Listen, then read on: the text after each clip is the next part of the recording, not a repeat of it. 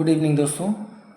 आज हम फिर से देखेंगे NCERT class 8 chapter 13 introduction to the graphs में एक्सरसाइज 13.2 जिसमें सम एप्लीकेशंस ऑफ ग्राफ्स के बारे में पढ़ेंगे। यानी कि यदि हमें कुछ डेटा दिया है तो हम उसको ग्राफ्स के माध्यम से कैसे ईजिली सॉल्व कर सकते हैं और समझ सकते हैं। Friends, we have seen the theoretical part of this exercise. Now see the exercise 13.2 question number 1. There are three questions A, B and C. We will solve all these three questions in one go. So first is draw the graphs for the following tables of value with suitable scales on the axis. यानी कि access में suitable axis हमको लेना है, scale हमको लेना है और फिर इनका ग्राफ ड्रॉ करना है। Question number first is cost of apples. So number of apples cost in rupees 1, 2, 3, 4, 5, 10, 15, 20, 25. So let us solve it. See friends, we have drawn the same table here and we have also drawn the graph here. See, we have taken the scale in x-axis 1 centimeter equal to 1 apple. AP means apple, we can understand, and y in y-axis that is 1 centimeter equal to rupees 5. Okay. सो सी हमने x axis में apples ले लिए हैं 1, 2, 3, 4, 5 और cost of Apple ले लिया है 5, 10, 15। तो इसका ग्राफ कुछ इस प्रकार से बनेगा। ठीक है, 1 एप्पल के लिए 5 रुपीज़, 2 एप्पल के लिए 10 रुपीज़। हम ऐसे करेंगे तो यहाँ पे हमको पॉइंट मिलेगा। तो ये ग्राफ एक ऐसा मिलाएंगे तो एक सीधी लाइन यहाँ बन जाएगी। ठीक है ना आसान। Friends, see the question number B, distance travelled by a car. ठीक है, एक कार डिस्टेंस कवर कर रही है, सुबह 6 बजे चल रही है, 6 AM, 7 AM, 8 AM, 9 AM। तो डिस्टेंस कितना कवर किया उसने, देखिए 6 AM को 40 किलोमीटर चल रही है, 7 AM को 80 किलोमीटर्स, 8 AM को 120 किलोमीटर्स, 9 AM को 160 किलोमीटर पहुंच गई। सो 2 क्वेश्चंस भी यहाँ दिए गए हैं, इसको भी हम सॉल्व करेंगे। Firstly we will draw graph with the help of given table. A scale will be in x-axis we will take 1 centimeter equal to 1 hour and in y-axis we will take 1 centimeter equal to 40 kilometer. So the corresponding graph will be like this. See, here it is time and it is distance. So 6 AM, 7 AM, 8 AM, 9 AM in x-axis and in y-axis that is 40 kilometre, 80, 120 kilometre, 160 kilometre. Okay, so देखिए जब हमने इस table के अनुसार graph draw किया तो कुछ इस प्रकार से बनेगा। ये 6 AM के लिए 40 किलोमीटर, मतलब 6 AM को 40 किलोमीटर पहुंच गई। 7 AM को गाड़ी जो थी वो 80 किलोमीटर पहुंच गई। 8 AM को 120 किलोमीटर और 9 AM को फ्रेंड से गाड़ी जो पहुंच गई वो सिर्फ 160 किलोमीटर पहुंच गई। ठीक है, तो ये ग्राफ ऐसा बनेगा। With the help of graph we have to give the answer of these two questions. First is how much distance did the car cover during the period 7:30 AM to 8 AM। मतलब कि 7:30 AM से 8 AM के बीच में car कितनी चली, आइए देखते हैं। और सेकेंड क्वेश्चन है what was the time when the car had covered a distance of 100 kilometre since it's start. मतलब किस समय तक जो कार थी उसने 100 किलोमीटर डिस्टेंस कवर कर लिया। So friends, question number A देखिए। क्वेश्चन नंबर ए में ये जो कार है वो 7:30 से लेके 8 AM के बीच में, यानी कि आधे घंटे में, वो 1 घंटे में 40 किलोमीटर जा रही है।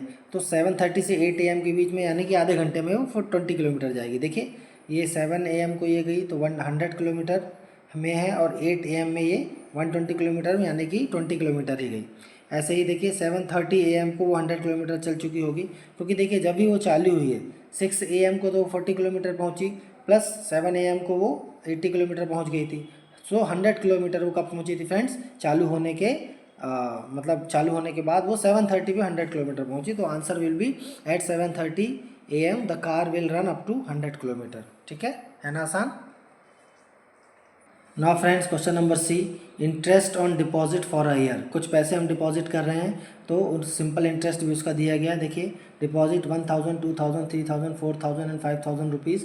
उसका सिंपल इंटरेस्ट है 80 रुपीज़, 160, 240, 320 एंड 400 रुपीज़। हमको इन 3 क्वेश्चन का भी आंसर देना है। ग्राफ को ड्रा करने के बाद आइए ग्राफ ड्रॉ करते हैं और इन क्वेश्चन का आंसर देते हैं। सो फ्रेंड्स, सबसे पहले हम हम ये टेबल बना लेते हैं। जब आप क्वेश्चन सॉल्व करेंगे तो टेबल ड्रॉ कर लेंगे। फिर स्केल ले लेंगे। एक्स एक्सिस में 1 centimetre equal to ₹1000 and Y axis में 1 centimetre equal to ₹180। Okay, so देखिए हमने ये टेबल लिख लिया। फिर हम इसका ग्राफ ड्रॉ कर रहे हैं। देखिए एक्स एक्सिस में deposit in rupees and simple interest. So देखिए ऐसा ग्राफ इसका सीधी लाइन बनेगा, ठीक है। तो हम देखिए 1K 2K 3K मीन्स 1000 2000 3000 4000, जगह कम थी इसलिए ऐसा लिख दिया है। तो देखिए 1K यानी कि 1000 पे 80 रुपीज़ मिल रहा है, 2000 रुपीज़ पे 160 मिल रहा है, ठीक है। थोड़ा सा ही ऐसा देखेंगे तो जल्दी समझ में आएगा आपको। 3000 रुपीज़ पे जो है वो 240 रुपीज़ मिल रहे हैं, 4000 रुपीज़ पे 320 रुपीज़ एंड 5000 रुपीज़ पे 400 रुपीज़, ये इसको सिंपल इंटरेस्ट मिल रहा है। So friends, question number 1 is asking, does the graph pass through the origin? So yes, the graph is passing through the origin. Second is, use the graph to find the interest on rupees 2500 for a year. ठीक है, हम graph का use करेंगे, उसको देख के ही हम बताएंगे कि फॉर 2500 पर ईयर 2500 का इंटरेस्ट कितना होगा। फ्रेंड्स देखिए यहाँ पे, yes the graph is crossing through the origin O here, ठीक है। एंड द सेकेंड इज देखिए 2K और 3K मीन्स 2000 और 3000 रुपीज़ के बीच में ये 2.5K है यानी 2500 रुपीज़। जब हम इसको यहाँ पे ग्राफ में मिलाएंगे स्केल में सीधा एक लाइन में, तो ये यहाँ पे मिलेगा, इससे हम सीधा एक पैरेलल लाइन खींच देंगे एक्स एक्सिस के, ठीक है। तो ये देखिए कितने पे जाके मिल रहा है, ये लगभग 240 पे जाके, ठीक है। तो यानी कि जो इसकी इसके बीच में मिल रहा है ना जाके 240, तो इसके लिए है, तो उसके बीच में 200 पे जाके मिल रहा है। 140 160 और 240 के बीच में ये 200 है, 240 इसके लिए लिखा है, ठीक है। तो 200 रुपीज़ उसका सिंपल इंटरेस्ट हो जाएगा। फ्रेंड्स थर्ड है, to get an interest of rupees 280 how much money should be deposited. 280 rupees सब सिंपल इंटरेस्ट के लिए कितना पैसा जमा करना होगा, आइए ग्राफ से समझते हैं। देखिए फ्रेंड्स यहाँ पे 3000 के बाद 3500 आ रहा है और 4000 आ रहा है। हम इसके बीच में 3500 का लाइन ऊपर तक खींचेंगे, फिर इसको एक्स एक्सिस के पैरेलल ले लाइन यहाँ पे वाई एक्सिस में मिलाएंगे, तो ये कितना आ जाएगा फ्रेंड 280, यानी कि ये 240 की पॉइंट है, ये 320 का पॉइंट है। इन दोनों के बीच जो वैल्यू आएगी वो 280 आएगी, यानी कि 3500 रुपीज़ से हमें 280 रुपीज़ का क्या मिलेगा, 280 रुपीज़ का ब्याज हमें मिलेगा 3500 रुपीज़ पे, ठीक है ना फ्रेंड्स। ये क्वेश्चन आसान, इन क्वेश्चन को खुद सॉल्व करिएगा, आपसे बनेंगे, ठीक है फ्रेंड्स। इसको in question number 2 here see draw a graph for the following. ये हमें एक टेबल दी गई है, ठीक है, side of square and perimeter in centimetre, ठीक है, साइड दी है और पेरीमीटर दी है। तो अब हमको बताना है कि ये जो हम ग्राफ बनाएंगे इनके बीच में क्या वो लीनियर है, लीनियर ग्राफ है, मतलब कि क्या वो एक सीधी लाइन आता है, ठीक है। फिर आपको एक और क्वेश्चन यहाँ पर दिया है सेकेंड वाला, जिसमें आपको साइड ऑफ स्क्वायर दिया है और एरिया दिया है स्क्वायर का, ठीक है, सेंटीमीटर स्क्वायर में। इस ग्राफ को भी ड्रॉ करना है और बताना है कि क्या ये लीनियर है कि नहीं। आइए दोनों क्वेश्चन करके देखते हैं। Friends see this is question number 1।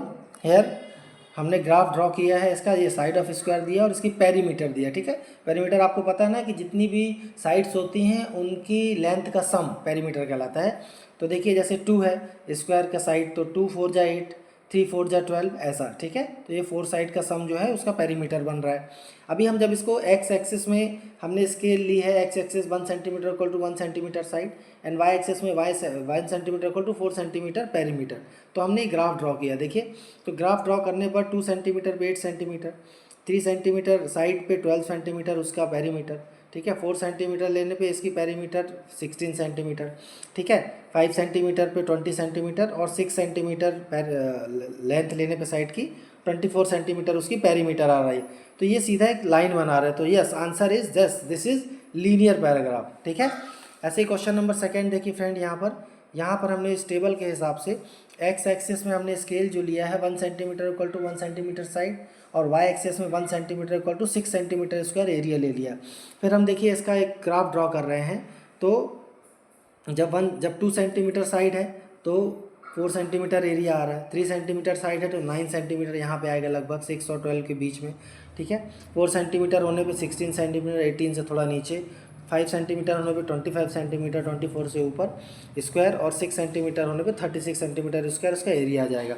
तो देखिए यहाँ पे जब हम इसको बना रहे हैं तो ये बहुत तेज़ी से आगे बढ़ेगा क्योंकि स्क्वायर निकल रहा है ना, अगला होगा तो 7 7 या 49 और ऊपर चला जाएगा।